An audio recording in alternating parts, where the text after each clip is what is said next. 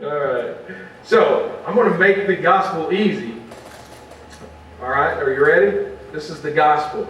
Quick. Man, I'm not very slow down. First of all, what do we learn? God is the light, right? He started out as the light. But a problem happened. Sin came in. And when sin came in, what happened? God's light faded. Did it fade? No, our eyes. Jesus says, if your eye is dark, the whole body's dark, right? Our eyes became glazed over with sin. And so now the light of God is diminished in our lives and our understanding, right? So then, God, in His mercy, in His grace, He gives us the law. He gives it through Moses.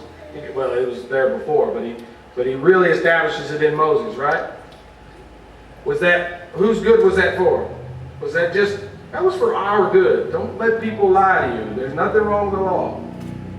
The problem is, we let sin come in, right? Sin grew in strength, and that caused the law's light to fade in the world. So what happened? God, in His mercy, in His loving kindness, He sent Jesus. And Jesus is the light of the world, right? Are you noticing this pattern? I hope I took those slides out. I may get ahead of myself. But have you noticed the pattern? God is the light. He's the light of everything. And then the light of the law was sent as a light to our path, in our dark world, right? And then when the law didn't do its job because of us, Christ was sent. And look, sin passed through Christ, and He became the light to the world. Huh? That's the gospel right there, summed up, quick. So, I didn't think it was going to be this quick, and we still got a little time, but, hey. So what's the conclusion of all this? What does it all come to? Number one, spend time with Jesus, right? Second, be teachable. It's hard to do. You got to put your pride, you got to put it up in a little suitcase, put it in the closet. Be teachable. And then the last thing to remember, and Hendrik says this all the time, but we really need to stop and think about what he's saying. God loves us, and He wants the good. He wants what's good for all of us, right? All this that He's done, none of it has been, I'll tell you what, since I got a little time. Has anybody seen the movie, what's the name of it? Fireproof? Anybody? Okay, if you own up to it, it's all right. Well, this movie was put out by a Christian church. I think it's a Baptist church, and it's a very good movie. It's about how a husband should love his wife, and but there was one part in the movie that really irked me. It's when the father is trying to lead his son to Christ, and he says, "Well, I'm a good guy," and he goes through the law, and he says, "You ever done any of these things?" And he says, "Well, yeah." He says, "Well, that means you're a sinner." And I don't know, the way it impressed me was the law is just there to show you're a sinner.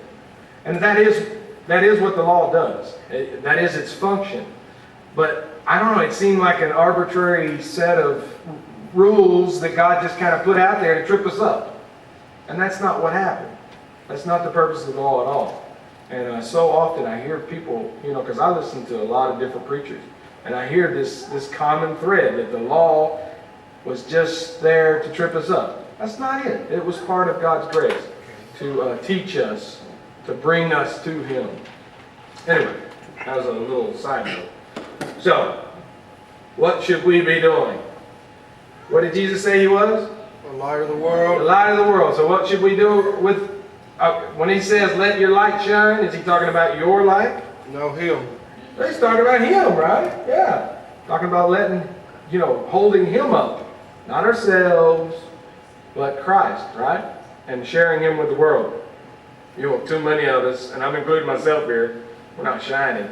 There's a little light bulb laying around, not plugged in, right? That's one problem with us. The other thing is some of us are using our light bulbs for things that has nothing to do with light. Some of it's a short watch. Yeah, selling ship. I thought you'd like that. No, I don't know how to do that. But I thought that was kind of neat, so I had to include it. But look at this. Then Jesus spake again, and this is the text that we've already read. And Jesus spake again unto them, saying, I am the light of the world. He that followeth me shall not walk in darkness, but shall have the light of life. So, if you have that light, you need to pass it on, right? You ever notice that when people have candles, if I have a lit candle and you have an unlit candle, and I reach over and light your candle, it doesn't cost me anything. You know, my light will still shine. I still got a light. I think there's a reason for that in nature, and that is to teach us that there are some things that never diminish. Love, light, compassion. You know, if you give compassion, you'll get it. If you give love, you'll get it. Right? If you share light, you'll receive light. Just like getting ready for this sermon. You know, I may have really, rattled my brain, but while I was preparing, I was getting light for myself too. Right? So, Kelly, you need to start getting ready to do I'm just kidding. Yeah, I know you don't. Maybe later. I mean, Moses decided. Hey, why do you think he said over there? But anyway, that was the end of my presentation. And just, not only take that life, if you haven't received Christ as the light in your life, you need to do it. Do it as soon as you can, because it's all about love. He loves you, and that's why he wants to come into your life. It's not that he wants to run your life. He does. But he wants to run it because it's better for you. And then the second thing is, if you have received Christ in your life, don't just sit on that light, because sooner or later, you sit on a candle, what happens? It burns you. It burns your booty. So get up and share that light with others. Yes, ma'am.